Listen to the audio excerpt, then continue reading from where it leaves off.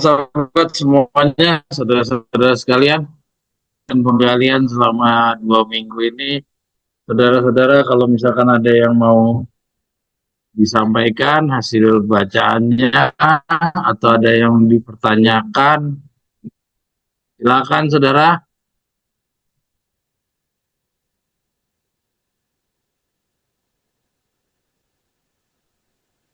Sekarang saudara-saudara mungkin sangat rugi kalau misalkan dalam 1-2 hari saudara nggak rajin melihat WA, karena saudara akan tertinggal bertubi-tubi banyaknya postingan-postingan tulisan-tulisan Nyonya White yang diberikan dalam grup kita.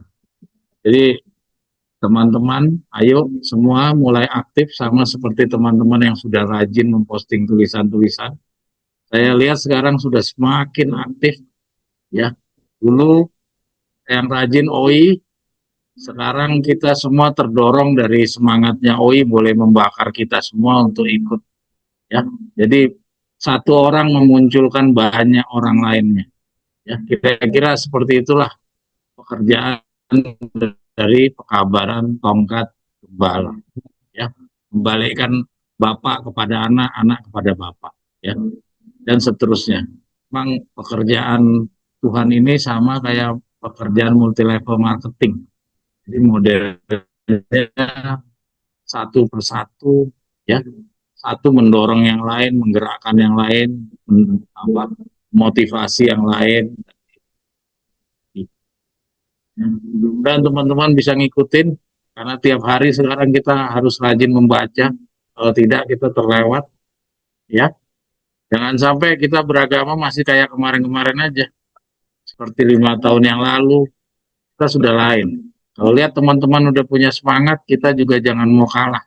Ya, seperti sama Anda semua waktu di dalam gaulan, saudara melihat ada satu teman yang lebih menonjol, biasanya yang lainnya akan terdorong. Maka itu ini juga sama positif, ya, terdorong untuk ikut mau aktif yang sama. Oke, silakan Victor. Oke, renungan pendahuluan. Naskah untuk berdoa dari buku Amaran sekarang jilid 2 nomor 23, melaksanakan semua perintah batu dan pikiran daging. Para penabur benih. Saya akan membaca dari buku Christ Object Lessons dimulai pada halaman 57, edisi tahun 1900. Para penabur benih mempunyai tugas untuk dilaksanakan dalam mempersiapkan hati untuk menerima Injil.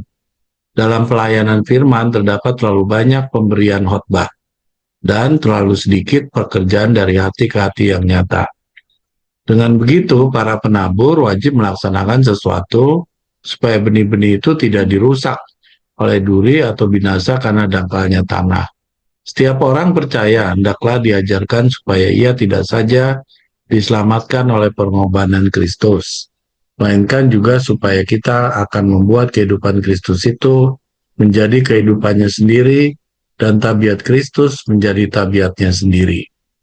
Hendaklah semua orang diajarkan bahwa mereka harus memikul berbagai beban, dan harus menyangkal kecenderungan-kecenderungan badani.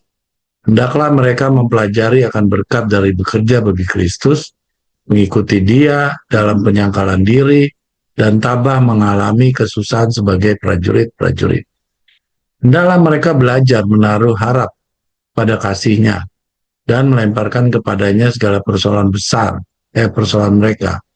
Hendaklah mereka merasakan kegembiraan, memenangkan jiwa-jiwa baginya. Dalam kasih mereka dan perhatian mereka bagi orang-orang yang hilang, mereka tidak akan melihat pada dirinya sendiri. Semua kesenangan dunia akan kehilangan kuasanya untuk menarik dan beban-bebannya akan mengecewakan. Kita akan berdoa memohonkan hikmat untuk mengetahui secara pribadi bahwa pengorbanan Kristus itu tidak akan bermanfaat apapun juga bagi kita jika kita tidak berjuang untuk menjadi seperti Dia dalam kehidupan maupun dalam tabiat. Untuk mengetahui bahwa sebagaimana kepentingan kita terus bertumbuh bagi keselamatan orang lain, demikian pula kehidupan kita sendiri akan disegarkan dengan Roh Allah, dan kemampuan-kemampuan kita untuk berbuat lebih banyak pekerjaan dari hati ke hati untuk memikul beban dan menyangkal diri sendiri akan terus bertumbuh. Demikianlah kelak segala kepelesiran dunia akan kehilangan daya tariknya terhadap kita. Catatan, bacaan ini sudah sangat jelas bahwa ada perbedaan yang dibuat oleh Ellen G. White dan dengan Victor Theotep. Menyadurnya dalam pembukaan khotbahnya dalam buku Amaran Sekarang Jilid 2 nomor 23. Berarti Victor Theotep sejalan dengan apa yang dipahami oleh Ellen G. White, yaitu perbedaan antara berkhotbah dan pekerjaan dari hati ke hati. Di sini dikatakan yang satu terlalu banyak, yang satunya terlalu sedikit. Dalam penjelasannya kita dapatkan yang terlalu sedikit itu dalam pekerjaan dari hati ke hati, dan akibatnya ternyata sangat-sangat serius. Sangat seriusnya itu ditampilkan oleh Ellen G. White dengan jelas, yaitu benih-benih dirusak oleh duri dan binasa karena dangkalnya tanah. Apa yang menyebabkan bisa mudahnya duri masuk dan tanah jadi dangkal? Jawabannya adalah karena para penabur kurang mengajarkan kehidupan Kristus itu menjadi kehidupan sendiri, dan tabiat Kristus menjadi tabiatnya sendiri. Hendaklah semua orang diajarkan bahwa mereka harus memikul berbagai beban dan harus menyangkal kecenderungan badani. Oleh karena kurang atau hanya sedikit dampaknya, dikatakan oleh Ellen G. White pekerjaan dari hati ke hati menjadi tidak nyata. Jadi dari sini kita dapat memahami bahwa sejalan pembelajaran kita sampai sejauh ini, pekerjaan dari hati ke hati sama dengan hukum moral, dan pemberian khotbah sama dengan hukum upacara. Victor Theotep pun sepakat dengan Ellen G. White dan menegaskan dalam komentar atau tulisan Ellen G. White ini, yaitu bahwa pengorbanan Kristus itu tidak akan bermanfaat apapun juga bagi kita jika kita tidak berjuang untuk menjadi seperti Dia dalam kehidupan maupun dalam tabiat. Dengan demikian, Victor Theotep pun tidak setuju bila para penabur yang mengaku pemegang kebenaran sekarang mengedepankan atau mengistimewakan atau sesuatu kata-kata bacaan ini terlalu banyak memberikan benih-benih pengetahuan tentang hukum upacara, berarti dapat kita simpulkan harusnya kedua hukum ini memiliki porsi yang seimbang, terlebih terutama sesuai dengan contoh saingan pengalaman murid-murid Yesus yang lalu. Dalam pendidikan 40 hari porsi hukum moral dibuat lebih banyak, karena guna berusaha mewujudkan target serupa dengan Yesus, yaitu sesuai kata-kata bacaan ini, mereka tidak akan melihat pada dirinya sendiri. Semua kesenangan dunia akan kehilangan kuasanya untuk menarik dan beban-bebannya akan mengecewakan. Dari penjelasan ini kita dapat lihat bila kita hanya menerima hukum upacara, kata-kata demikianlah kelak segala kepelesiran dunia akan kehilangan daya tariknya terhadap kita akan tidak terwujud dan tetap berkuasa. Sehingga kita bukannya serupa dengan Yesus, sebaliknya tetap serupa dengan dunia. Dalam tulisan Ellen G. White pada buku Bapak Kita Peduli Penunggu Pagi 19 Desember dengan judul Siapa yang Menerima Meterai, kita dapatkan uraian antara lain hanya mereka yang menerima meterai Allah yang hidup yang akan menerima paspor melewati gerbang kota suci. Meterai Allah yang hidup akan ditaruh hanya ke atas mereka yang memiliki karakter serupa dengan Kristus. Sebagaimana lilin menerima cetakan meterai, begitu pula jiwa menerima cetakan Roh Allah dan mempertahankan gambar Kristus.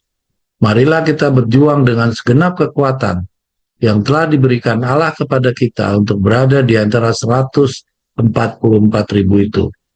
Jelas sekali kita saksikan keserupaan Yesus adalah harga mati. Ukuran kepantasan seseorang untuk menerima darah Yesus. Hukum upacara tidak dapat membuat seseorang serupa dengan Yesus ataupun merubah manusia lama. Sesuai pelajaran-pelajaran yang telah kita pelajari, hukum upacara ada dibuat karena dosa. Ia mengantarkan kita untuk dapat menjalankan hukum moral tanpa melaksanakan hukum upacara. Pelaksanaan hukum moral Adam dan Hawa tidak akan berkenan. Demikianlah pula dari setiap generasi sejak manusia jatuh dalam dosa. Kedua, hukum upacara dan hukum moral selalu harus menjadi kewajiban dituruti umat Allah. Sebagaimana Tidak ada umat Allah yang kita dapati dalam seluruh perjalanan umat Allah, moralnya masih mementingkan diri sendiri, masih meninggikan diri sendiri dan mencintai segala harta yang disediakan dunia dalam berkenan kepada Tuhan. Selain dari renungan doa dalam amalan sekarang jilid 2 nomor 23 ini, Victor Teutev dengan tegas memberikan petunjuk bahwa perlunya hukum moral itu dalam bentuk kerajaan rohani di dalam diri kita sebelum berdiri di bumi ini secara fisik. Pada jawaban atas pertanyaan nomor 45 tanya jawab buku 2 sebagaimana berikut. Oleh karena itu, sebelum kerajaan Allah itu didirikan di atas bumi ini, yaitu harus benar-benar dapat didirikan secara rohani di dalam kita. Jika kita senantiasa mempersiapkan diri untuk masuk apabila ia itu secara fisik didirikan di atas bumi, seperti halnya di dalam sorga. Sesuai dengan itu, maka kerajaan kerohanian Allah yang di dalam, ialah di dalam orang-orang yang menghayati prinsip-prinsip pemerintahannya, sebelum kerajaan yang secara fisik itu diperdirikan.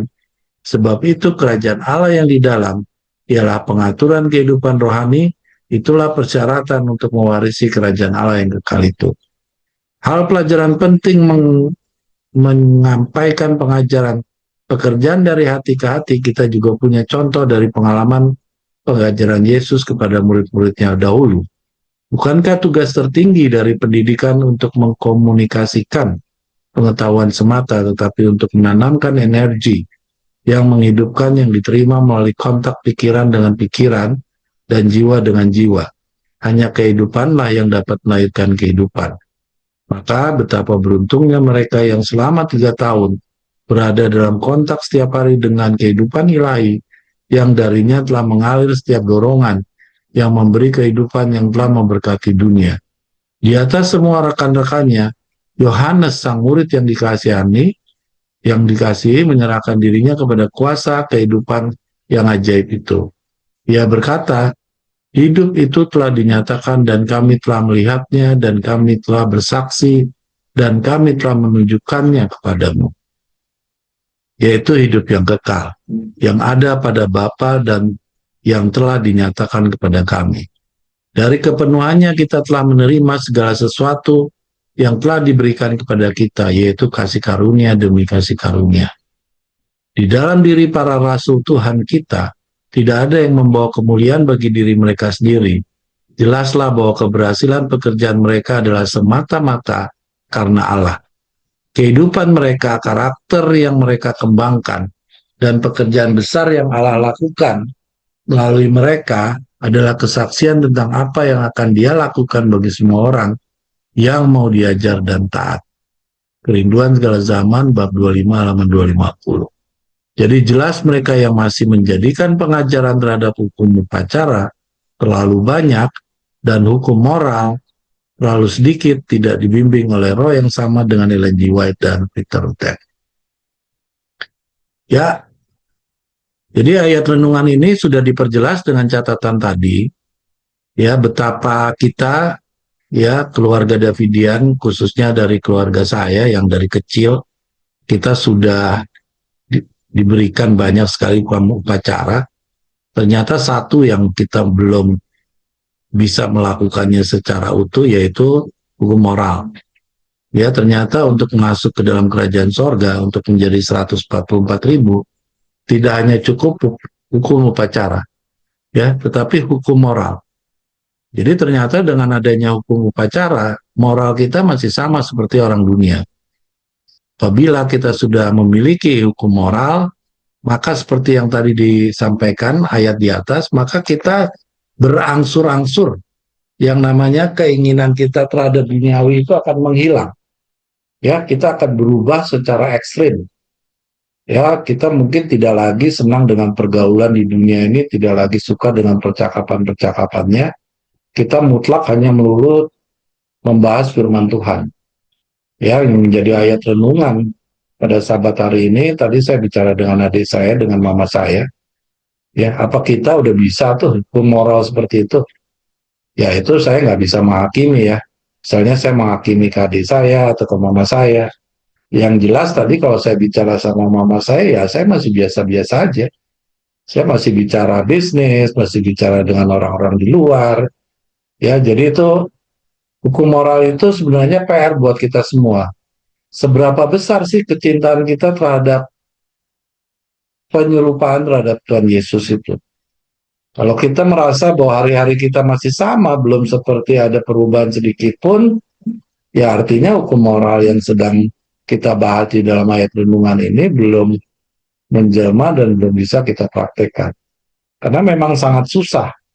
Ya mungkin keluarga John Terinate sudah penuh dengan hukum upacara. Karena saya dari kecil, saya ingat banget papa saya ketikin itu semua tulisan dan kita keluarga pertama yang mendapatkan ini.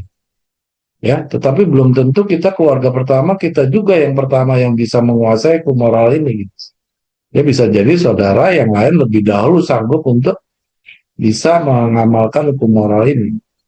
Ya, jadi saya di sini hanya bisa membacakan ayat renungannya dan ini juga bisa berlaku buat saya. Kata kunci yang saya peroleh dari ayat renungan ini adalah apabila cinta kita akan dunia ini sudah kita bisa rasakan sendiri, dia menghilang dan berangsur-angsur dia benar-benar sudah hilang, dan kecintaan kita terhadap apa yang diharuskan oleh hukum moral yaitu menyerupai Yesus itu benar-benar terjadi di dalam hidup kita, itu berbahagialah. Karena itu roh sudah bekerja sama kita. Ya, itu yang saya bisa sampaikan. Karena kalau saya panjang lebar lagi, nanti panjang kali lebar lagi, kali tinggi, kali rendah lagi. Jadi ya itu yang membuat kita semua namanya ayat renungan kan. Kita merenungkan kira-kira selama 2 minggu terakhir itu tindakan kita itu mungkin bagi saudara-saudara yang sudah mengasingkan diri, ya sudah tidak lagi bekerja, mencoba menjalankan hukum moral, kira-kira dalam 2 minggu terakhir kehidupan saya ini seperti apa nih? Nah itu silakan kita kembali kepada semua ayat yang terkait dengan hukum moral yang harus kita kerjakan. Amin. Ya, terima kasih Victor. Ya, ini sengaja kita buat renungan pendahuluannya dengan catatan yang cukup panjang. Jawabannya adalah, ini saudara sekalian bisa melihat, apabila saudara selama ini melihat dari hanya tulisannya nyawa, ya, sehingga saya masih ingat sekali waktu kita bertemu, kata saya diketawakan kita, karena apa itu ada 40 hari, apa itu ada apalagi nih. Nah, jadi pandangannya melihat bahwa kita udah nambah-nambah, ya. Kita udah berani melakukan satu interpretasi sendiri dari pandangannya saya. Ya. Nah, sekarang kita coba lihat, setelah kita baca barusan, kita bisa lihat ternyata Victor Hugo, ya, yang kelompok mereka mengatakan mereka murni, ya, mereka tidak tambah, tidak kurang. Ya, ternyata yang dia bilang mana itu, apa itu hukum moral, apa itu hukum upacara, ini kok ada lagi tambahan-tambahan. Nyata kita sudah saksikan sendiri dari salah satunya, buku Amaran sekarang jilid 2 nomor 23, renungan doanya, terlihat bagaimana pikiran Victor Hugo sejalan tidak dengan pikiran kita, sejalan tidak dengan pernyataannya Nyonya White. Kalau dia sudah mencantumkan di tulisan Nyonya White di dalam bukunya, ya, apalagi di dalam keterangannya yang di bawah tadi kita lihat, jelas bahwa roh yang memimpin Nyonya White dan roh yang memimpin Victor Hugo adalah roh yang sama, yang mengatakan bahwa apa? Terlalu banyak pemberian khotbah dan terlalu sedikit pekerjaan dari hati. Jadi kalau kita sekarang lebih cenderung menitik beratkan, ya, setelah kita belajar tentang hukum upacara seperti yang tadi Victor katakan, sekarang kita menitik beratkan pada hukum moral. Artinya kita sudah sejalan dengan apa yang dipikirkan oleh Nyonya White dan apa yang dipikirkan oleh Victor Hugo. Jadi kalau ada saudara-saudara kita, apabila kita bertemu, kita ditertawakan, ya, Dipertanyakan dari mana kamu punya pandangan kita harus belajar hukum. Silahkan suruh baca aja ini buku renungan pendahuluannya dari Amaran sekarang jilid 2 nomor 23. Renungan doanya. Jelas, tanpa kita tambahkan catatan di bawah, suruh baca saja kutipan yang langsung daripada kata-kata Victor Utek. Sudah terlihat. Ini hanya saya tampilkan aja, ada huruf-huruf besar, ada huruf yang diwarnakan merah untuk penegasan-penegasan bahwa pemahaman yang kita punya selama ini tidak salah. Jadi artinya, kalau kita punya pemahaman yang berbeda dengan yang disampaikan oleh Nyonya White dan Victor di sini, patut kita pertanyakan, oh yang memimpin Anda itu. Karena di dalam dunia ini hanya ada dua roh yang menguasai dunia. Roh Allah, setan. Kita tahu bahwa setan bekerja sekarang bukan membuat kepalsuan, tapi buat kemiripan dengan yang asli. Jadi tidak akan mungkin saudara menemukan orang yang salah itu 100% berbeda dengan ini. Pasti dia akan mirip dengan yang asli. Oke. Jadi kita boleh geser Dela sedikit, Del. Kita pelan-pelan baca kutipannya Victor Hutef saja. Ya, kita lihat di sini. Ya. Jadi di dalam Christ Object Lesson tahun 1900, bayangkan. Dari tahun 1900 ini sudah disampaikan bahwa harus punya dua hukum. Ya, kita harus punya hukum moral, kita harus punya hukum pacara. Dan dari zamannya Ellen G. White sendiri, kan, dan kita sudah tahu di zaman Ellen G. White, jelas Ellen G. White itu hukum upacaranya masih kurang. Ya, Ellen G. White itu banyak mengabarkan tentang pekabaran tiga malaikat, di mana pekabaran tiga malaikat itu cenderung pembangunan moral. Tapi ia mengatakan apa? Kita lihat di sini. Dalam pelayanan firman terdapat terlalu banyak pemberian khotbah dan terlalu sedikit pekerjaan dari hati ke hati yang nyata. Jadi dari zaman Nyonya White saja, ya, Nyonya White sudah melihat bahwa orang-orang ini terlalu banyak membicarakan mengenai hal-hal lainnya daripada pekerjaan dari hati ke hati. Kerjaan dari hati ke hati itu apa? Nah, kita baca pelan-pelan di bawah. Mungkin saudara-saudara belum begitu ngikutin, mari kita ikuti. Ya, kita lihat ya. Ellen G. White menjelaskan terlalu banyak pemberian khotbah dan terlalu sedikit pekerjaan dari hati ke hati. Kita lihat di dalam penjelasan di bawahnya, dia lebih menekankan tentang hal pekerjaan dari hati ke hati. Mari kita ikuti ya. Dan terlalu sedikit pekerjaan dari hati ke hati yang nyata. Yang nyata itu terlalu sedikit. Kalau yang teoritis mungkin terlalu banyak. Ya. Ini terlalu sedikit untuk yang nyata. Mari kita ikuti. Dengan begitu, nah, jadi artinya dengan kata-kata dengan begitu, artinya Nyonya White sedang menekankan, nih, penjelasan di bawah ini menekankan tentang terlalu sedikitnya ini. Maka kita ikuti apa yang dimaksud oleh pekerjaan dari hati ke hati. Ya, mari kita ikuti. Dengan begitu, para penabur wajib melaksanakan sesuatu supaya benih-benih itu tidak dirusak oleh duri atau binasa karena dangkalnya tanah. Nah, jadi dengan begitu, jadi kalau supaya kita tidak dirusak oleh duri, ya, supaya kita tidak binasa karena dangkalnya tanah, jadi tanah itu bisa mendalam, maka perbanyaklah ya pekerjaan dari hati ke hati. Ya, itu yang kita bisa pahami dari penjelasan Nyonya White dua baris ini. Setiap orang percaya, nah kita lihat ini. Ya, sengaja saya jarakkan itu. Setiap orang percaya hendaknya diajarkan supaya ia tidak saja diselamatkan oleh pengorbanan, melainkan juga supaya ia akan membuat kehidupan Kristus itu menjadi kehidupannya sendiri. Dan tabiat Kristus menjadi tabiatnya sendiri.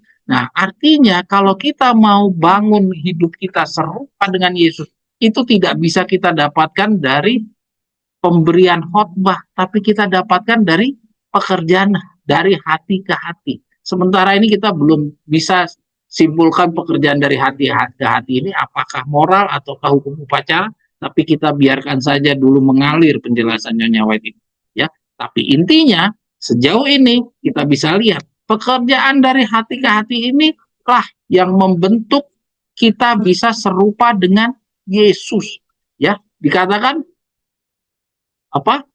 Kita juga harus membuat kehidupan Kristus itu menjadi kehidupannya sendiri dan tabiat Kristus menjadi tabiatnya sendiri. Bukankah ini hukum moral? Sejauh yang kita pelajari ini adalah hukum moral atau bukan? Ya, kita lanjut lagi. Hendaklah semua orang diajarkan bahwa mereka harus memikul berbagai beban dan harus menyangkal kecenderungan-kecenderungan badani. Nah, jadi artinya ya, menghidupkan kehidupan Kristus itu pekerjaan dari hati ke hati. Menyangkal, terus memikul berbagai beban, kecenderungan-kecenderungan badani, ya, menyangkal kecenderungan badani, memikul berbagai beban, itu semua bagian dari pekerjaan dari hati ke hati. Kita lanjut lagi. Hendaklah mereka mempelajari akan berkat dari bekerja bagi Kristus, mengikuti Dia dalam penyangkalan diri dan tabah mengalami kesusahan sebagai prajurit. Jadi kembali lagi, untuk bisa tabah menghadapi kesusahan sebagai prajurit, itu juga didapat dari pekerjaan dari hati ke hati, bukan dari khotbah. Ya, jadi kita bisa membandingkan ini antara satu khotbah, satunya hati ke hati. Dan ini lihat manfaatnya pekerjaan dari hati ke hati. Luar biasa banyaknya. Ya, kita lihat ini semua didapat di dalam pekerjaan dari hati ke hati, bukan dari hukum dari khotbah tadi ya. Kita lanjut lagi. Hendaklah mereka belajar menaruh harap kepada kasihnya. Nah, balik lagi, ini semua adalah produk dari hati ke hati. Menaruh harap kepada kasihnya itu adalah bagian dari pelajaran hati ke hati. Dan melemparkan kepadanya segala persoalan mereka. Hendaklah mereka merasakan kegembiraan, memenangkan jiwa-jiwa baginya. Nah, ya, untuk mendapatkan jiwa-jiwa juga itu pekerjaan dari hati ke hati. Dalam kasih mereka dan perhatian mereka bagi orang-orang yang hilang. Jadi punya kasih, perhatian kepada orang-orang yang hilang, itu bagian juga dari pekerjaan dari hati-hati. Mereka tidak akan melihat dirinya sendiri. Nah, untuk kita menghilangkan, mementingkan diri, itu pun juga bagian dari pekerjaan dari hati ke hati. Lanjut, semua kesenangan dunia akan kehilangan kuasanya untuk menarik dan beban-bebannya akan mengecewakan. Jadi godaan-godaan dunia ini bisa ditangkal ya, bisa difilter, bisa ditolak kalau kita punya apa? Pekerjaan dari ke hati, bukan hukum pemberian khotbah. Ya. Jadi sudah jelas kan semuanya ini adalah produk hukum moral. Ya. Sekarang kita lihat penjelasan Victor Utek. Sejalan tidak dengan apa yang barusan kita bicarakan.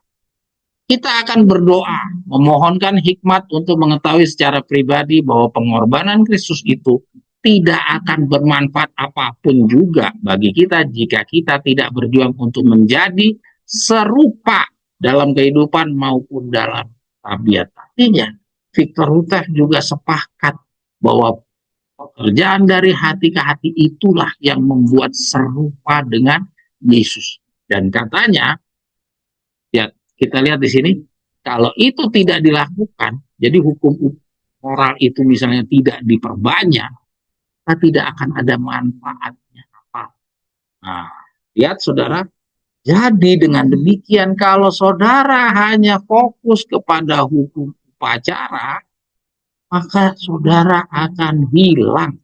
Ya, ini bukan Nyonya White, ini Victor Utek yang bicara.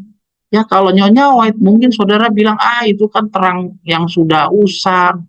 Sekarang kita pakai pekabaran yang dipegang, yang disampaikan oleh pekabaran Victor Utek. Ya, nah ini Victor Utek yang bilang, saya ulangi, tidak akan bermanfaat. Ya, apapun juga bagi kita jika kita tidak berjuang untuk menjadi seperti dia dalam kehidupan maupun dalam tabiat. Menjadi seperti dia dalam kehidupan maupun dalam tabiat itu adalah bagian dari apa? Hukum moral.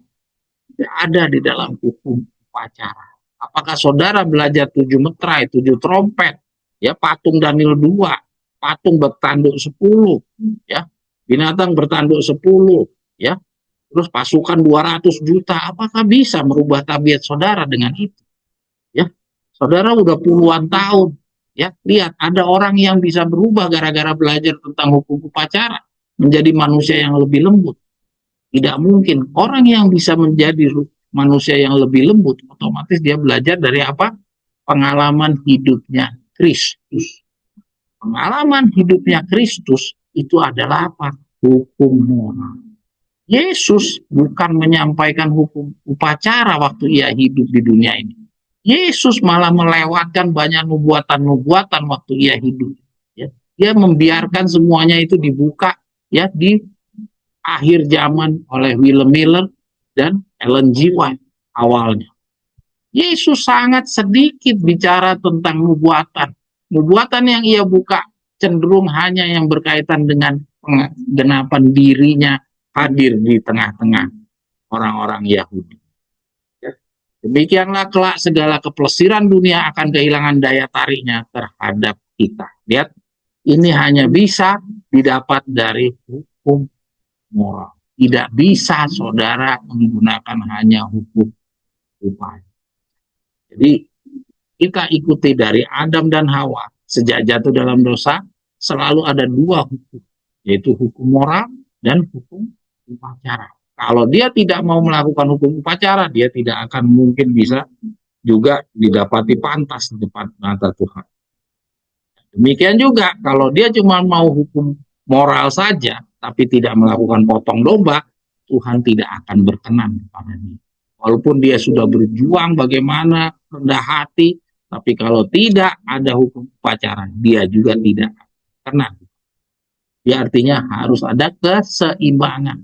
Ya, harusnya tidak seperti yang disebutkan oleh Ellen G. White di sini, terlalu banyak khotbah dan terlalu sedikit pekerjaan dari hati. Jadi sekarang kita coba menyeimbangkan keduanya. Dan terlebih dari contoh ya, jelas kita sekarang cenderung ya masuk di dalam pendidikan yang kedua, yaitu pendidikan pembenaran, pembangunan moralnya murid-murid Yesus yang tidak berhasil Yesus benahi di dalam 3,5 tahun. Jadi jelas fokus kita sekarang cenderung perbaikan moral karena keserupaan dengan Yesus itulah ya harga mati yang bisa membuat kita bisa mewarisi kerajaan. Tanpa keserupaan dengan Yesus masih maunya kepentingan sendiri ya, maka murid-murid Yesus harus melalui pendidikan tambahan. Tapi kalau sudah sampai pendidikan tambahannya berakhir, juga tetap saja mempunyai mementingkan diri sendiri, ya kita lihat saja di murid-murid Yesus saja tidak ada yang seperti itu. Ya. Yang masih mempunyai kepentingan diri sendiri sudah diselesaikan di 3,5. Kalau kita masih ada sisa di dalam 40 hari, bukan berarti itu Tuhan biarkan Yudas tetap hidup. Tidak ada satu catatan pun. Allah yang menang sampai di titik terakhir masih orang-orang yang mementingkan diri sendiri. Tidak. Oke. Nanti pada kesempatan ini kita akan melihat satu contoh orang yang dulunya mementingkan diri, dia sudah menghilangkan mementingkan diri sendiri. Sebagai bukti bahwa hukum moral ini harga mati kalau kita mau menang. Oke, kira-kira demikian ya. Jadi jelas ya sekarang saudara-saudara sekalian, tidak ada lagi yang boleh mentertawakan kita membicarakan hukum moral lebih banyak daripada hukum upacara. Jelas sudah gas Victor Houteff yang punya pandangan yang sama dengan kita. Bukan hanya Nyonya White, tapi Victor Houteff, ya, yaitu nabi terakhir ya, yang memberikan makan bagi kelompok barisan tahun 1903. Demikian renungan pendahuluan kita. Lanjut, Dela.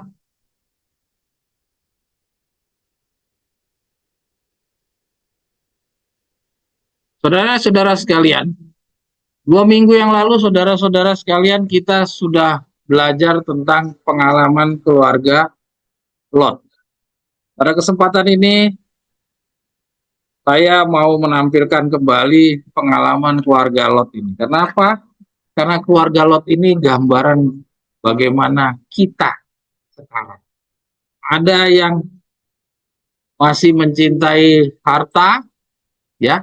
Ada yang sulit untuk meninggalkan kehidupan sehari-hari, tapi sudah tidak mempermasalahkan mengenai harta, rela ya hartanya hilang, dia tidak mengingatnya lagi, tapi dia sulit untuk meninggalkan kehidupannya yang sehari-hari. Terus ada lagi, ya, sudah benar-benar insaf, ya, kapok dengan semua usaha-usaha, semua pengejaran-pengejaran, ya, ambisi-ambisi yang selama ini ia kejar itu dia sudah lupakan semua, dia udah ikhlaskan, dia benar-benar kapok, sadar diri bahwa semuanya itu tidak berkenan di mata Tuhan. Jadi untuk dia menang, dia lupakan semuanya, bahkan dia rela untuk hidup bersama-sama dengan binatang buas. Ada 3 contoh dalam keluarga Lot, ya. Maka itu ini masih menarik untuk kita bahas lebih lanjut lagi pada kesempatan hari sama. Setelah kita 2 minggu yang lalu kita bicara tentang puntung yang direbut dari dalam api, ya, kita sekarang kembali perdalam lagi puntung yang direbut dari dalam. Kenapa Abraham tidak disebut sebagai puntung yang direbut dari dalam api? Tapi kenapa si Lot yang direbut dari dalam api disebut sebagai puntung yang direbut dalam api? Kita akan baca di dalam bacaan. Saudara-saudara, mari kita ikuti pembacaannya. Ini 5 lembar. Oke, mari dicermati baik-baik, pengalaman kita semua ada di dalam cerita ini. Kembali lagi, fokus yang saya sampaikan sama seperti 2 minggu yang lalu, saya tidak akan membahas tentang istrinya Lot. Karena kita sudah sama-sama pelajari kemarin, istrinya Lot itu sama dengan orang yang sudah pendidikannya hanya berhenti di 3,5 tahun. Sedangkan Lot dan putrinya ini sudah berhasil melewati kota Sodom dan Gomora, yang seluruh dunia Kristen sampai hari ini hanya fokus kepada kota Sodom dan Gomora. Tidak ada, sejauh yang saya tahu ya, tidak ada yang peduli atau yang menyadari bahwa ada jalan cerita berikutnya yang lebih menyeramkan sebenarnya. Dan itu adalah bagian dari pengalaman kita. Pengalaman kita tidak di dalam cerita Sodom dan Gomora. Pengalaman kita ada di dalam kota selanjutnya. Ini yang harus kita fokus. Mari kita ikuti. Seharusnya ia telah mempercayakan dirinya sepenuhnya kepada pesuruh ilahi itu, menyerahkan hidup dan kehendaknya ke dalam tangan Tuhan tanpa keraguan. Ya, ini nasihat Nyonya White ini. Ya, tapi bukan kepada Lot, karena nggak mungkin Nyonya White menasihati Lot. Tapi artinya Nyonya White sedang menasihati kita yang sedang mau menjalani pengalaman yang sama dari pengalaman Lot akhir zaman. Ya. Jadi seharusnya kita harus mempercayai sepenuhnya pada pesuruh ilahi itu, menyerahkan hidup dan kehendaknya ke dalam tangan Tuhan tanpa keraguan. Siapa ini yang ditegur ini? Ada 2, ada Lot, ada putri Lot, ya, mari kita ikuti. Tetapi seperti banyak orang lain, dia berusaha untuk berencana bagi dirinya sendiri. Ya, jelas ini kita lihat ada proses perjalanannya Lot. Jadi sebelum Lot sampai di titik akhir, ada proses perjalanannya. Jadi waktu dia baru keluar dari kota Sodom dan Gomora, ya, ternyata Lot ini masih punya dirinya sendiri. Masih ada dirinya sendiri. Mari kita ikuti. Tapi seperti banyak orang lain, dia berusaha untuk berencana bagi dirinya sendiri. Ingat saudara, itu kata-kata harus kita pegang dulu. Karena nanti akan ada dampak dari cerita itu. Tengoklah negeri itu dekat, dapat hamba lari ke sana. Ini kata-katanya Lot. Lalu ia itu sebuah negeri kecil. Biarlah kiranya hamba melindungkan diri hamba di sana dan melepaskan nyawa hamba daripada bahaya itu. Bukankah ia itu sebuah negeri yang kecil? Kota ini bernama Bela, yang kemudian disebut Zoar. letaknya beberapa mil dari Sodom. Dan seperti Sodom, kota ini juga jahat dan telah ditetapkan untuk dibinasakan. Ya. Garis bawahi, kota ini juga telah ditetapkan untuk dibinasakan. Oleh siapa? Oleh Tuhan.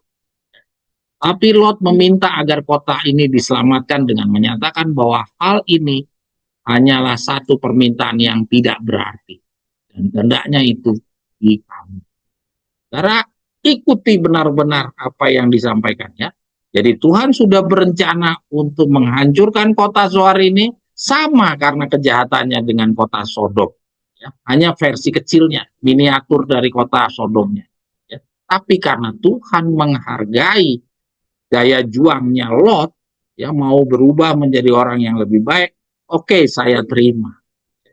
Tapi apakah tidak ada persyaratan? Kita ikuti jalan cerita. Ya. Tuhan memberikan kepadanya satu jaminan bahwasanya akan hal ini pun telah diluluskan permintaan, yaitu tiada aku hendak membinasakan negeri yang telah kau katakan itu. Oh, betapa besarnya rahmat Allah terhadap makhluknya yang berdosa. Ya, Nyonya White sampai bilang betapa besarnya kemurahan yang Tuhan berikan kesempatan kepada orang yang mau bertobat. Ya, mari kita terus. Lot bermukim di Zoar. Sementara waktu kejahatan merajalela di sana sebagaimana halnya di Sodom, dan ia merasa takut tetap tinggal di sana. Ya, di Lot sudah milih sendiri, tapi dia juga takut. Takut apa? Takut mati? Ya, kita lanjut dulu. Karena jangan-jangan kota ini pun akan dibinasakan pula. Oh, jadi dia takut bahwa kota ini pun juga nanti akan membawa bencana bagi dirinya. Tidak lama sesudah itu, Zoar dibakar. Seperti yang telah direncanakan Allah, Lot berjalan menuju gunung dan tinggal di dalam sebuah gua. Kehilangan segala sesuatu untuk mana ia telah berani. Biarkan keluarganya berada di bawah pengaruh-pengaruh lain. Ya. Saudara lihat, dia pindah ke gua. Dia pindah ke gua. Ya, dia relakan untuk kehilangan segala sesuatu yang mana dulunya dia sangat berani. Ya, dia berani membuat keluarganya berada di bawah pengaruh kota yang jahat itu. Karena apa? Karena ambisinya dia. Ambisi yang nggak dipunyai oleh pamannya. Tapi kutuk Sodom mengikuti dia hingga di tempat ini sekalipun. Coba lihat, ya. Jadi bukan kutuk Sodom itu ngikutin kotanya, tapi kutuk Sodom itu mengikuti Lot. Ya, kenapa? Karena Lot lagi diikuti nih. Ya, dia lagi jalanin pendidikan. Ya, jalanin pendidikan. Janjinya Lot, dia mau pindah ke Zoar, dia minta dilindungi, dia minta kota Zoar tidak dibinasakan.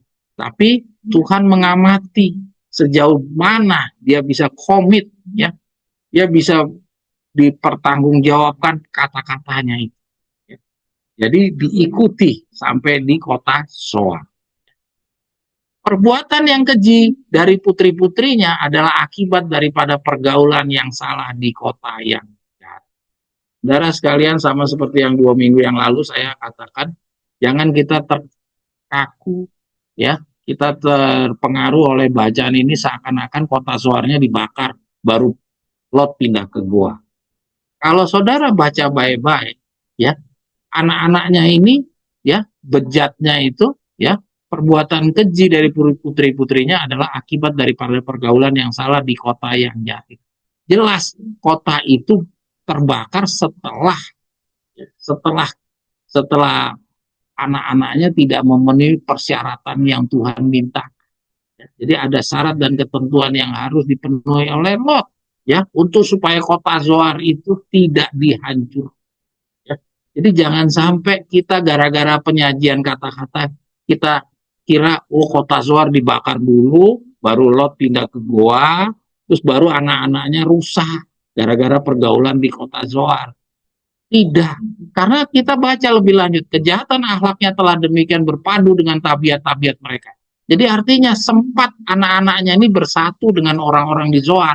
Jadi kerusakan anak-anaknya itu atas pergaulan yang salah di kota yang jahat itu. Jadi bukan kotanya dibakar dulu baru anaknya rusak. Anaknya itu ada di kota itu bersama-sama. Jadi dia rusaknya karena kota itu. Jadi bukan rusak dari kata kota Sodom dan Gomora, rusaknya dari kota itu. Artinya anaknya sempat hidup di dalam sebelum kota itu dibakar. Mari kita lanjut. Ya, kejahatan akhlaknya telah demikian berpadu dengan tabiat-tabiat mereka, sehingga mereka tidak dapat membedakan antara yang baik dan yang jahat. Ya. Nah, lihat. Jadi, saudara lihat, anak-anaknya Lot itu matinya di mana? Anak-anaknya Lot matinya di dalam kehancuran kota Zoar. Jadi artinya waktu dia keluar dari kota Sodom dan Gomora, ya, si Lot ini langsung masuk ke goa. Sedangkan anak-anaknya dia masuk di dalam kota. Dan dia bergaul dengan kota itu, dia terpengaruh ya tabiatnya, kejahatan akhlak telah demikian berpadu dengan tabiat-tabiatnya anaknya. Sehingga pada saat kota Zoar itu dihancurkan, anaknya pun ikut hancur. Sedangkan Lot, karena dia ada di goa, maka dia bisa terselamat. Ya, saudara-saudara sekalian, itu yang kita bisa ikuti dari cerita pengalaman. Jadi saudara jangan kita terpengaruh bahwa kota Zoarnya hancur dulu, baru Lot pindah ke goa, dan kota Zoar hancur dulu, baru anak-anaknya jadi rusak. Lalu yang bunuh anaknya siapa? Anaknya matinya di mana? Jelas anaknya sesuai yang cerita yang kita dapat, anaknya pun hancur di dalam kehancuran kota Zoar. Artinya dengan demikian pada saat keluar dari kota Sodom dan Gomora, yang dahulunya Lot meminta untuk dia bisa tinggal di kota Zoar, tapi dengan dampak daripada kehancuran kota Sodom dan Gomora, dan dia menyaksikan diri sendiri istrinya, menjadikan pembelajaran bagi Lot. Ya, ia memilih. Nanti kita akan lihat catatan yang kita sudah. Mari kita lanjut. Yeremia 30 ayat 11 sampai 13, ya. Karena aku ada bersamamu, demikian firman Tuhan, untuk menyelamatkan dikau. Sungguh pun aku menyelamatkan nasib semua bangsa kemana telah aku cerai-beraikan kamu, namun aku tidak akan menamatkan nasib. Tapi aku akan mengkoreksi diri kau dalam timbangan. Dan tidak akan kubiarkan dikau sama sekali tidak dihukum. Nah, demikianlah firman Tuhan, lukamu adalah parah. Lukamu itu menyedihkan. Tidak seorang pun membantu persoalanmu sehingga engkau dapat dibebati. Tidak ada obat penyembuhan bagimu. Kita lihat penjelasannya.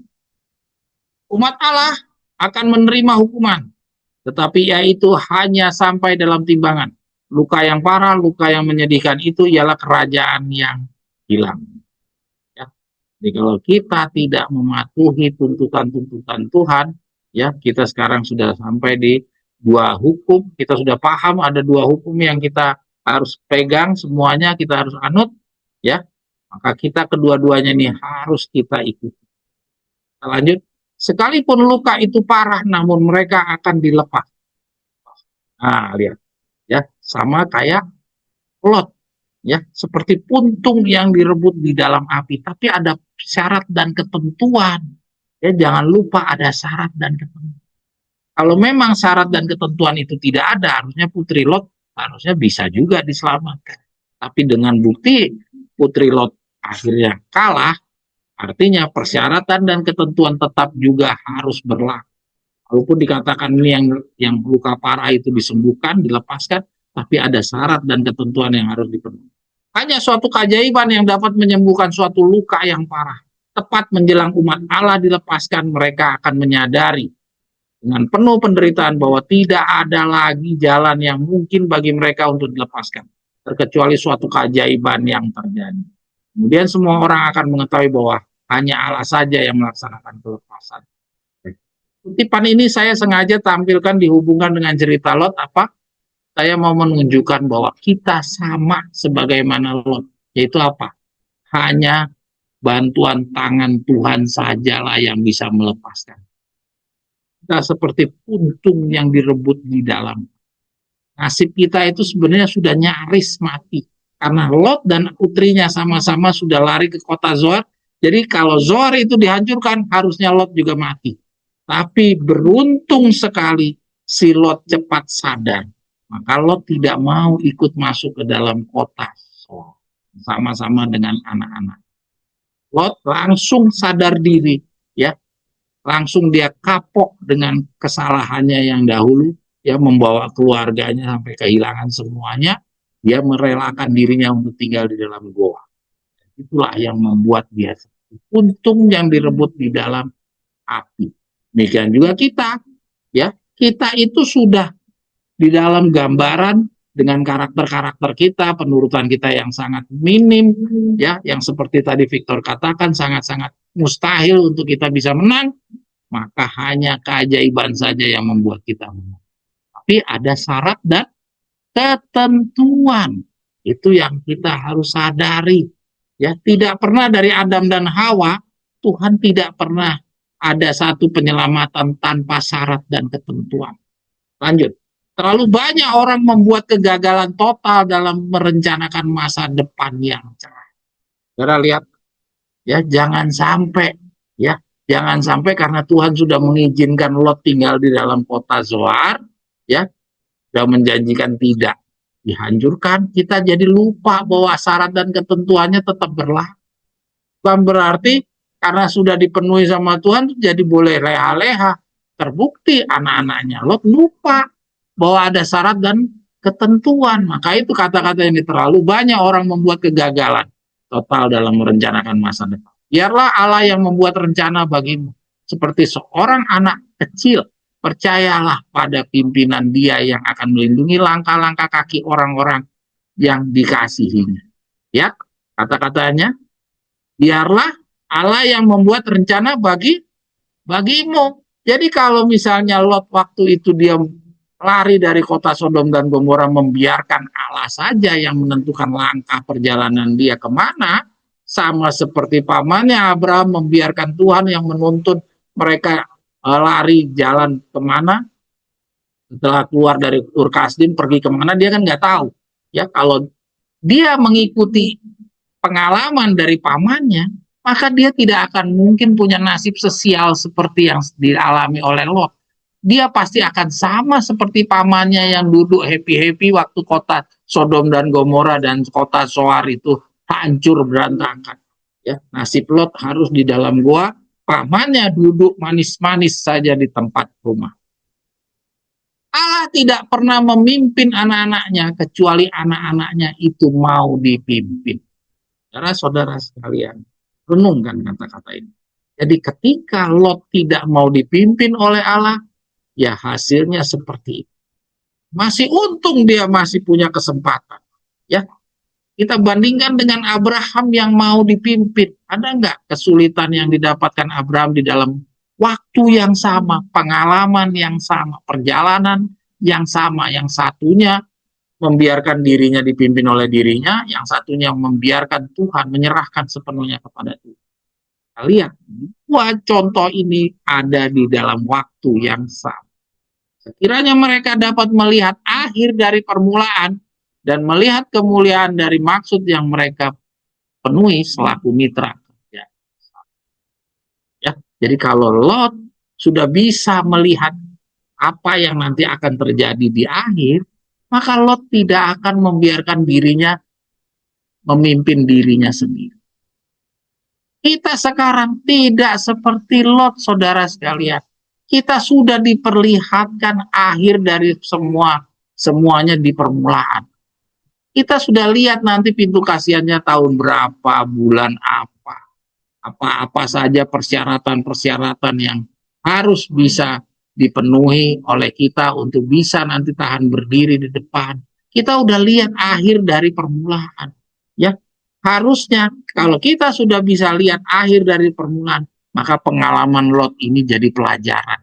Ya, kita harus ambil pengalaman dari Abraham, bukan pengalamannya Lot yang mau coba mimpin dirinya sendiri.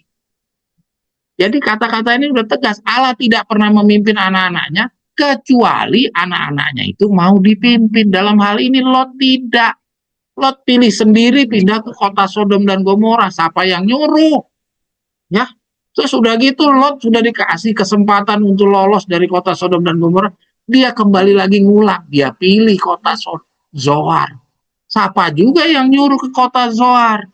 Ya, artinya dia tidak mau melepaskan sepenuhnya kepemimpinan kepada tangan Tuhan seperti pamannya.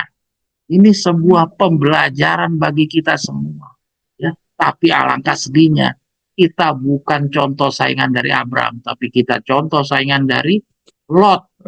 Ya, saudara-saudara, maka pelajaran ini layak sekali untuk kita dalami karena kita contoh saingan dari Lot. Bagaimana caranya kita menjadi seseorang yang ikhlas seperti Lot? Mari kita ikuti catatan yang kita bisa supaya kita bisa menjadi figur Lot yang terakhir, bukan figur Lot yang di tengah-tengah, ya, yang gagal untuk membiarkan Tuhan yang memimpin dirinya dan keluarga. Mari kita ikuti. Bila kita lihat seakan-akan tidak habis-habisnya bencana mengikuti Lot, walaupun Lot sudah tersiksa, kehilangan harta dan istrinya dari kehancuran kota Sodom dan Gomora, Lot masih harus kembali dikejar kemalangan dengan kematian putri-putrinya di kota Zoar. Dan kemenangannya karena ia rela tinggal di dalam gua, bukan di dalam kota sebagaimana putri-putrinya. Ya, jadi dia menang karena apa? Dia rela berpisah dengan putri-putrinya. Putri-putrinya benar-benar tidak belajar dari pengalaman. Tampak begitu kasihannya nasib Lot. Sehingga mungkin sekali kita menilai bahwa Tuhan begitu keras kepada Lot. Ya tidak. Pasti kita akan mengatakan Lotnya kasihan sekali. Tuhan udah kasih pelajaran dari Sodom dan Gomora, kenapa Tuhan keras lagi di kota Zoar? Lot kan sudah mengalami penderitaan. Ya Lot belajarlah. Kasih kesempatan dulu dia bernapas. Kenapa kok Tuhan harus membiarkan kota Zoar harus juga dihancurkan? Padahal Tuhan udah berjanji. Ya kenapa? Karena syarat dan ketentuannya tidak terpenuhi. Ya sebelum saya lanjut saya mau cerita. Saudara tahu, waktu kota Sodom dan Gomora itu sudah ada tawar-tawaran. Kalau ada 20 orang bagaimana? Kalau ada 10 orang bagaimana? Oke, saya tidak akan hancurkan kota Sodom dan Gomora ini. Demikian juga syarat yang seperti itu Tuhan kasih kesempatan kepada Lot di kota Zoar. Tapi kenyataannya, keluarga Lot tidak bisa memenuhi persyaratan yang Tuhan minta. Ya, Tuhan udah menurunkan dari 20, 10 di zaman di kota Zoar, itu Lot cuma punya 3 orang. Jadi kalau kalau Lot bisa jamin bahwa 3 orang ini, anaknya 2, itu tetap patuh, maka Tuhan tidak akan hancurkan kota Sodom walaupun sudah dia lihat ada kejahatan yang sama seperti kota Zoar maksud saya, ya. Andainya kota Zoar itu tetap jahat seperti itu, tapi kalau syarat yang Lot tadi mohonkan tetap bertiga dengan anak-anaknya tetap patuh, maka kota itu tidak akan dihancurkan. Tapi karena anak-anaknya melanggar hukum yang Tuhan minta, persyaratan yang Tuhan minta, maka mohon maaf, Tuhan tidak bisa memegang janji atau memenuhi apa yang Lot mintakan. Kita lanjut. Sedangkan kepada Abraham, pamannya, sama sekali ia tidak perlu kehilangan apapun. Hal ini menunjukkan betapa tegasnya Tuhan terhadap pelanggaran hukum. Tidak ada tolerannya terhadap pelanggaran. Ya, saudara bisa lihat betapa tegasnya Tuhan kepada Lot. Ya, betapa adilnya Tuhan kepada Abraham. Lot awalnya memilih memasuki kota Sodom dan Gomora sebagai bukti ia mendengar ilah lain, yaitu Mamon dirinya sendiri. Ya, ini tidak ada di dalam dirinya Abraham. Ya, tidak ada sedikit pun Abraham ingin pindah ke kota yang besar atau seperti apa, tidak. Ya, sampai di ujung pun Abraham sama sekali tidak ada keinginan beli sebidang tanah kayak 10.000 meter kah atau bikin perkebunan kah di dalam kota Sodom dan Gomora karena saudaranya sudah jadi wali kota. Bisa saja kan. Kita lanjut. Nasihat Tuhan waktu keluar dari Ur Kasdim masih berlaku, namun ia mengabaikannya. Jadi waktu Lot dan pamannya keluar dari Ur Kasdim, kan Tuhan udah kasih perintah apa? Keluarlah kamu. berpisahlah dan jangan menyentuh barang yang keji, ya, untuk versi di zaman itu. Ya, itu contoh saingannya ke kita. Sama seperti itu. Tapi ketika sudah disuruh keluar, berpisahlah kamu.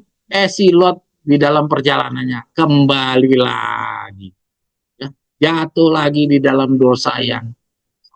Jangan heran kalau Tuhan menerapkan hukum yang tegas kepada orang yang sudah jatuh kembali ke dalam kesalahan yang sama. Tapi Tuhan tidak memberikan hukuman kepada orang yang tetap patuh, yaitu Abraham. Mari kita lanjut. Namun ia mengabaikannya. Kemudian kota Zoar pun akhirnya binasa berikut dengan putri-putrinya. Dikatakan, tetapi kutuk Sodom mengikuti dia hingga di tempat ini sekalipun. Mari kita ikuti kata-katanya. Dapat kita pahami karena pemilihan pelarian dari kota Zoar itu adalah keinginan Lot sendiri, bukan karena ia mengikuti kehendak Tuhan. Maka ini adalah bukti bahwa Lot masih sama seperti banyak orang lainnya. Ini semua kata-kata yang dihitamkan itu saya ambil dari kutipannya. Kata-katanya langsung dari cerita Nyonya White di atas. Hendak melanjutkan mimpinya di Sodom dan Gomora yang hancur. Jadi kita bisa lihat ya kenapa Lot milih kota Zoar. Kok Lot tidak membiarkan Tuhan yang menentukan jalannya. Karena Lot masih punya mimpi-mimpi, ya, sebagaimana kita ini di dunia ini banyak mimpi-mimpi. Lot itu belum tuntas, belum puas dia di Sodom dan Gomora sebagai gubernur atau sebagai wali kota. Ya, dia masih di dalam kedudukannya, masih dalam jabatan, dia harus merelakan kota Sodom dan Gomora dihancurkan. Tapi dia masih punya keinginan, maka itu dia tawar, Tuhan boleh nggak kalau saya tinggal di kota Zoar? Ini kota kecil kok. Ya, mungkin ada hubungan kerja kali ya antara kota Sodom dan Gomora dan kota Zoar, sehingga dia memilih untuk ke kota Zoar. Ya, kita lanjut. Sehingga ujian masih mengikuti Lot. Nah, sehingga Tuhan melihat ada peluang nih orang ini masih belum menghilangkan kepentingan dirinya sendiri. Tuhan memberikan kesempatan sebagai seorang pengajar yang baik membiarkan muridnya belajar dari pengalamannya sendiri. Ya, beruntung melalui kehancuran kota Sodom dan Gomora dan kematian istrinya, ia cepat disadarkan atas kesalahannya, memilih pindah ke Sodom dan Gomora dan selanjutnya dihantui rasa bersalahnya dan takut akan terulang kembali di kota pelariannya Zoar. Tadi kan kita udah baca kan dia takut kehancuran kota Sodom dan Gomora itu akan tertular sampai ke kota Zoar. Lalu ia insaf telah melupakan sepenuhnya ambisi, nafsu, cita-cita, keinginan manusia berdosanya. Perasaan traumanya itu juga membuatnya merelakan semua harta keluarga miliknya dan tidak menyesali kerugian kehilangan semua. Walaupun logikanya sebagai seorang pejabat tinggi aktif, ya, bukan pensiunan, ya, dari kota besar Sodom dan Gomora yang kotanya hancur, bukan pensiunan, ia tentunya mudah sekali meminta jabatan tinggi di kota kecil. Ya, Sodom dan Gomora kota besar, kalau cuma ke kota kecil, mudah itu.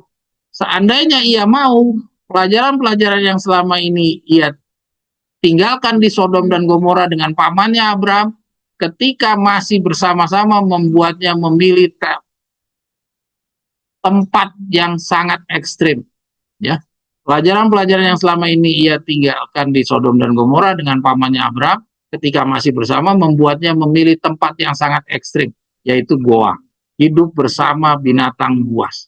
Ia tidak mempedulikan kenyamanan, dirinya sendiri telah dimatikan. Ya, saudara, memilih kota goa, memilih hidup di dalam goa itu sebagai pembuktian bahwa Lot sudah berubah. Lot sudah menyelesaikan pendidikannya yang kedua.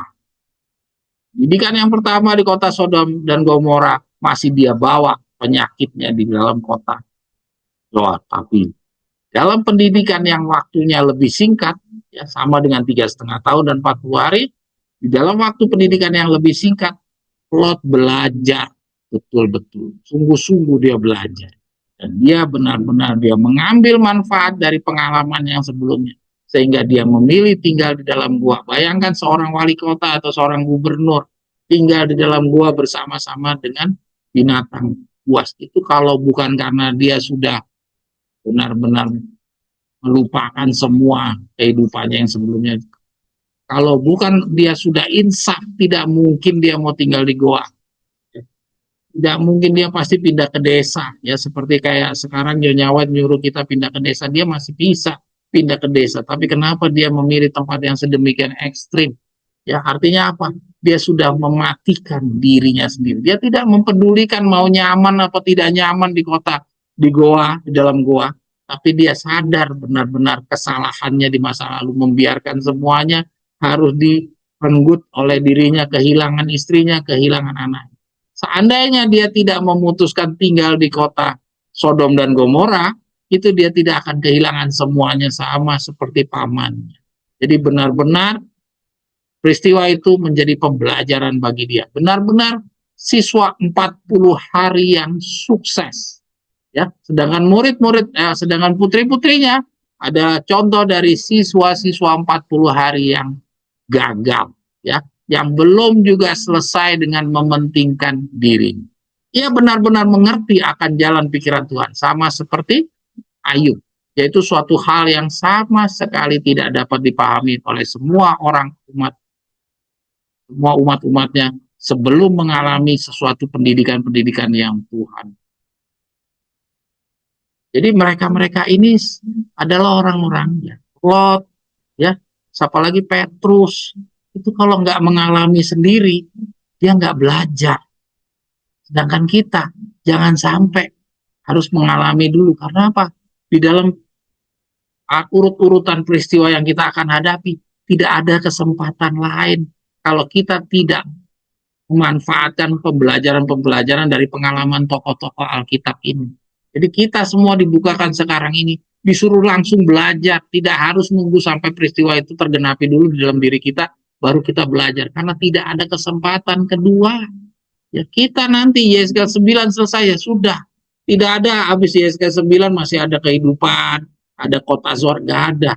Ya, setelah 3,5 tahun, 40 hari, selesai. Kalau tidak berhasil di 40 hari, selesai semua. Mari kita lanjut.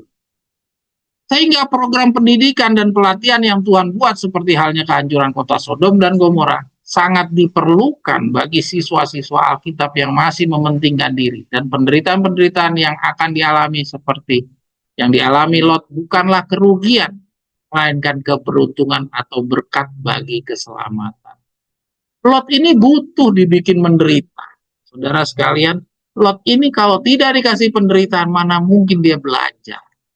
Jadi kalau demikian, kita sebagai contoh saingan daripada Lot, kita juga harus siap, rela, ya, kehilangan rumah, kehilangan tanah, ya, kehilangan segala-galanya, ya. Kita harus rela seperti Lot. 2 minggu lagi kita akan bicara tentang kehilangan semuanya. Yang akan kita baca 2 minggu yang akan datang. Kota Zoar walaupun sudah dijanjikan tidak akan dihancurkan Tuhan, namun perlu kita pahami bahwa setiap janji Tuhan memiliki syarat.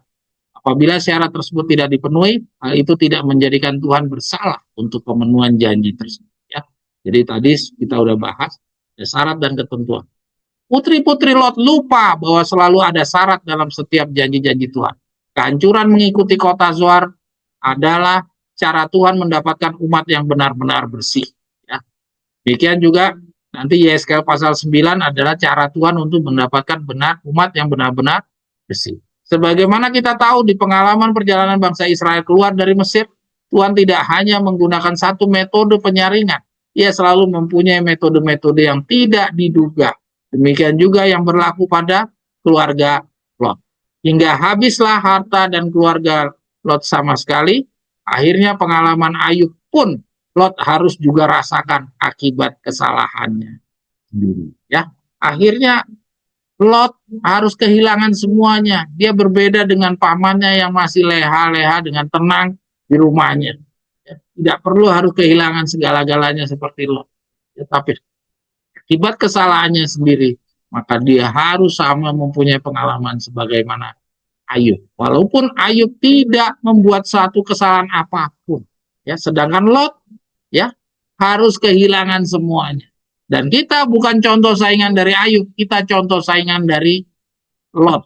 Ya, jadi pengalaman Lot ini menjadi pembelajaran bagi kita. Kita cenderung masih punya mimpi-mimpi. Kita banyak di antara kita semua. Siapa yang tidak punya mimpi? Ingin ini, ingin jadi ini, ingin jadi itu, ya, ingin sama seperti si A, ingin sama seperti si B, ya, ya. Nah, tapi semuanya itu harus dilalui seperti pengalamannya Lot. Tapi apakah kita juga harus sama seperti Lot? Kehilangan dulu baru belajar. Semua ini ditampilkan kepada kita. Marilah kita buka mata, ya. Di depan kita ini jalan sudah selesai, tidak ada jalan lebih lagi. Ya, maka kalau kita sudah bisa melihat akhir dari permulaan, maka mulailah dari sekarang belajar untuk menyerahkan semuanya kepada Tuhan.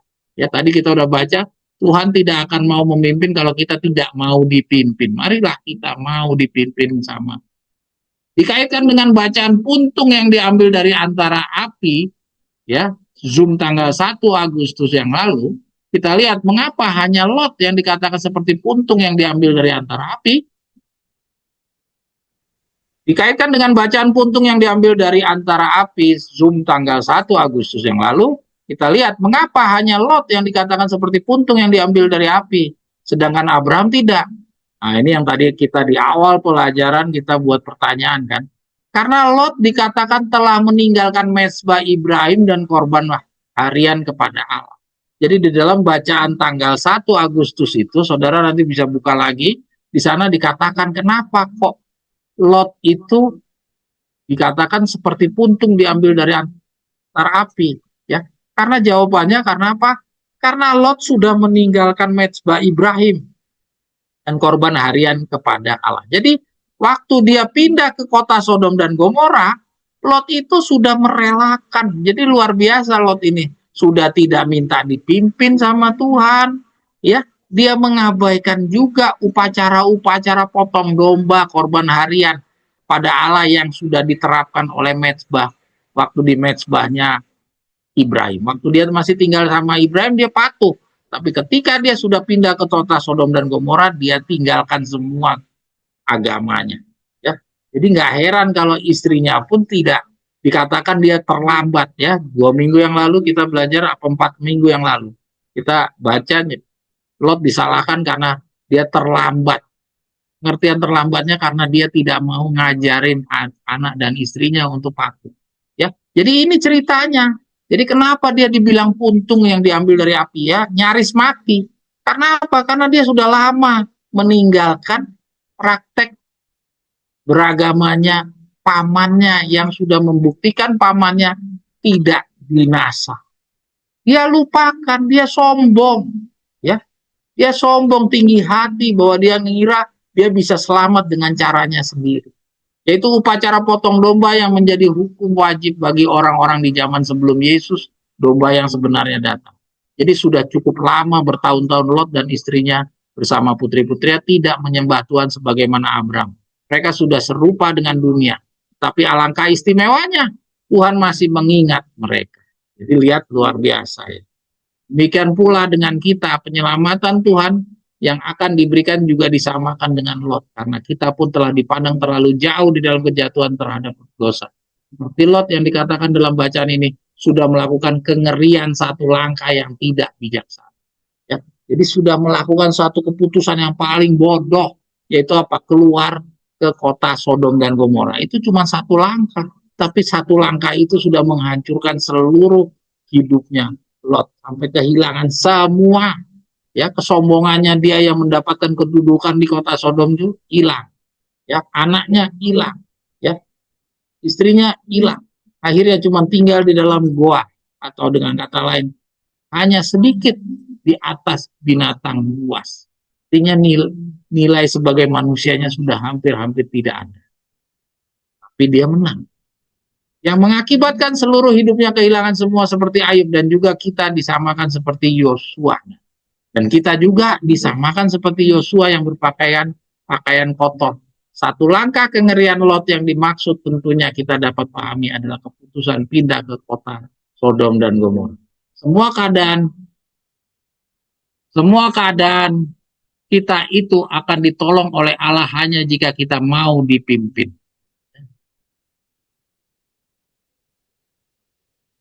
Oke, kita lanjut aja. Sekiranya mereka, yaitu kita dapat melihat akhir dari permulaan dan melihat kemuliaan dari maksud yang mereka penuhi selaku mitra kerja bersama dia, ya. Jadi jangan lupa saudara, kita karena sudah dibukakan kebenaran kita seluas seperti sekarang ini, artinya kita sudah bisa melihat akhir dari permulaan, maka kita sudah harus dari sekarang ini belajar bagaimana mempercayakan semua kepemimpinan kepada Tuhan.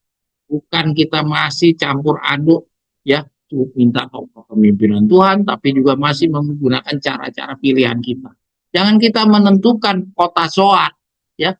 Tuhan biarkan, Tuhan tidak akan mendikte, ya, tidak akan memaksa kepatuhan. Ya, sama cerita Lot, ya. Tapi kita sendirilah yang harus belajar untuk patuh. Kerugian ada di kita, bukan kerugian ada di Tuhan. Mari lanjut. Jelas?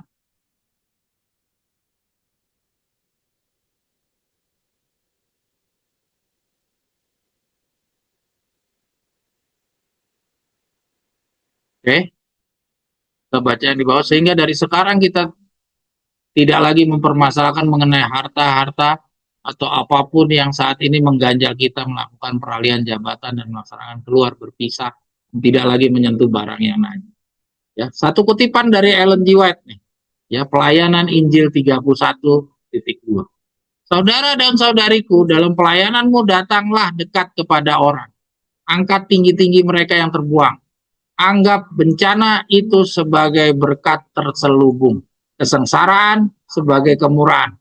Kerjalah dengan suatu cara yang akan menyebabkan pengharapan mengeruak dalam tempat kesusahan. Ya, saudara-saudara, ini harus jadi pegangan kata-kata. Kenapa? Kita itu calon masa depan kita seperti Lot, ya, karena kita ini orang yang ambisius. Kita masih punya keinginan-keinginan kayak Lot, sama kayak orang-orang pingin punya ini, pingin duduk punya posisi begini, pingin begitu begitu, ya. Jadi paling terbaik bagi orang-orang yang punya mimpi-mimpi yang begini adalah harus dibikin menderita, dibikin kesusahan, harus menghadapi suatu bencana di dalam pengalaman hidup. Ya, kita lihat Lot harus dibikin menderita. Bangsa Israel juga yang merupakan contoh saingan dari kita, itu juga harus dibikin susah di pabrik-pabrik batu bata supaya dia mau. Jadi semua penderitaan-penderitaan yang Tuhan buat itu adalah berkat pada dasarnya, bukan kutuk, ya. Jangan dianggap itu sebagai kutuk, itu adalah jalan keluar yang Tuhan udah sediakan. Nah, itu kita pun juga siap-siap, ya. Kita siap-siap untuk nanti tidak mempunyai apa-apa. Supaya apa? Supaya kita belajar bagaimana membiarkan Tuhan yang memimpin diri kita. Oke, kita lanjut. Ya. Nah, ini dia. Mari kita lanjut lagi ya. Melalui cerita Lot yang dikatakan Ellen G. White dalam buku Country Living, ya, Zoom tanggal 18 Juli, berlambatan terhadap istri dan anak-anaknya karena tidak memberikan teladan. Di sini kita diingatkan kembali akan nubuatan kehadiran malaikat keempat yang menggabungkan dirinya kepada malaikat yang ketiga. Ya, nah, ini kaitannya dengan nasihat Nyonya White tentang berlambatannya Lot, yaitu kepada istrinya dan kepada anaknya. Jadi kita diingatkan pekabaran malaikat yang keempat ini adalah pekabaran apa? Maleakhi 4 ayat 6. Maka ia akan membuat hati bapak berbalik kepada anak-anaknya dan hati anak-anak kepada bapak-bapaknya, supaya jangan aku datang memukul bumi sehingga musnah. Maka marilah kita mengevaluasi, ya. Jadi karena pekabaran malaikat keempat ini, ya, sebagai contoh saingan daripada pekabaran pengalamannya Lot, ya. Jadi kita ini sekarang sedang menjalani pekerjaan dari malaikat yang keempat, ya, maka tepat seperti yang disampaikan di dalam nasihat dari pengalamannya Lot, yaitu Lot ini melupakan pendidikan untuk istri dan anak-anak, ya. Maka Kabaran malaikat keempat ini membukakan mata kita juga bahwa yang paling pertama kita harus tobatkan adalah keluarga kita sendiri. Ya. Pengalaman Lot dibandingkan dengan Abraham pamannya memberikan gambaran nyata. Bacaan berikutnya. Jika jiwa dimurnikan dan dimuliakan dan buat sedemikian rupa sesuai dengan pengadilan surga, ada dua hal yang harus dipelajari, yaitu pengorbanan diri dan pengendalian diri. Beberapa orang mempelajari pelajaran penting ini lebih mudah dari yang lain karena mereka telah dilatih oleh disiplin sederhana yang diberikan Tuhan dalam kelembutan dan kasih. Yang lainnya membutuhkan disiplin penderitaan yang lebih lambat. Jadi dari pengalaman dua orang ini, yaitu Abraham dan Lot, ya, kita bisa dapat pelajaran kata-kata Nyonya White ini. Sebagian orang ada yang perlu disiplin yang keras, ya, ada juga yang perlu disiplin yang cukup sederhana aja, karena dengan disiplin yang sederhana dia sudah cepat belajar.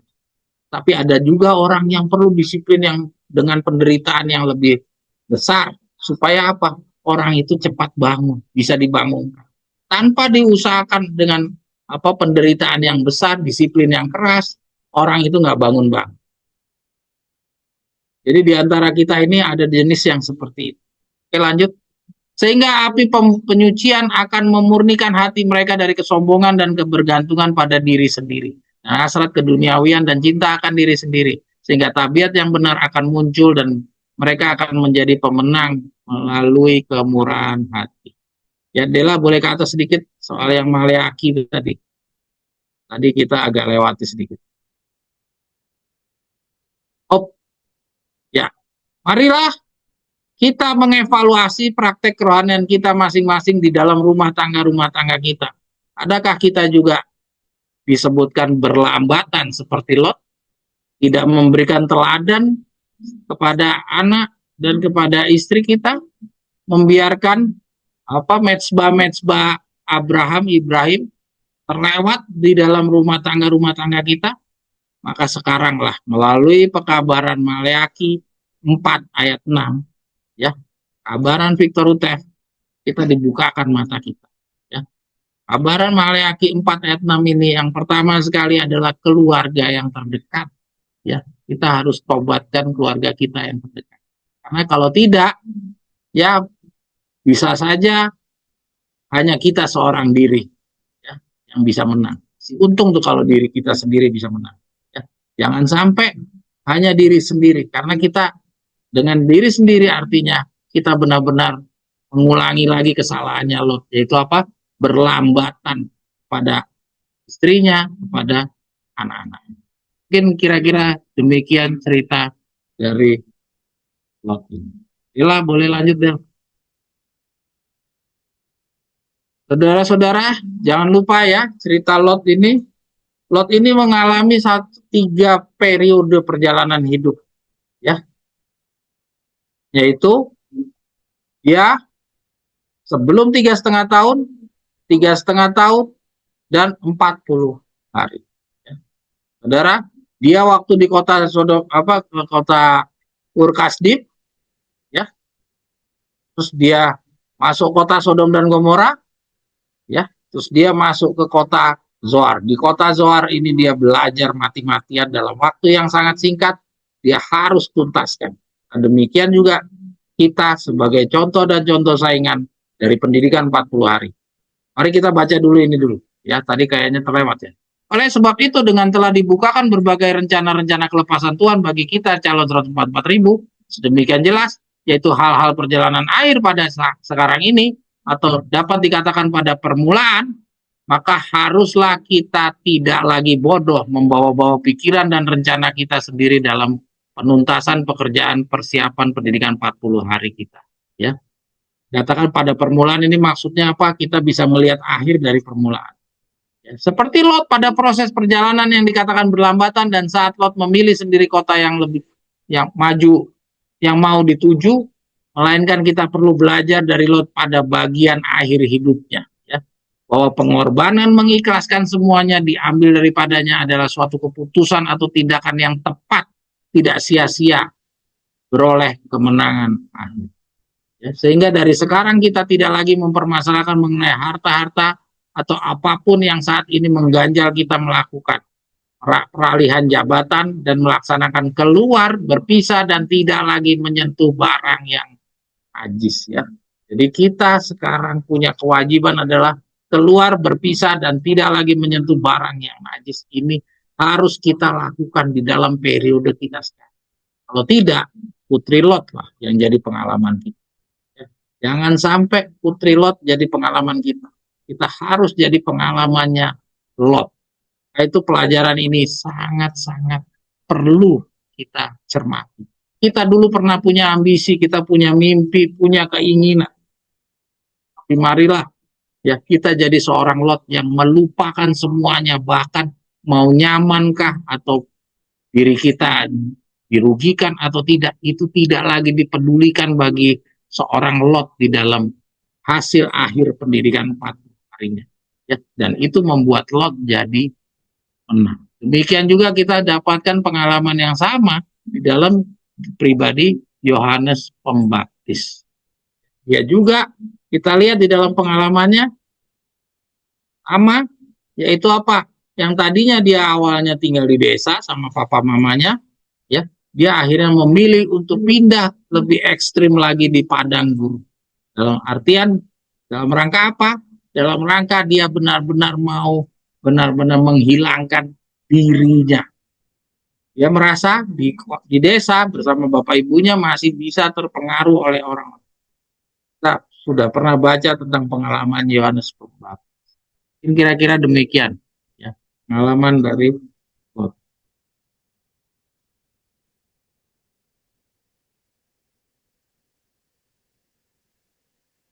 Silakan lanjut, Dela, boleh diganti.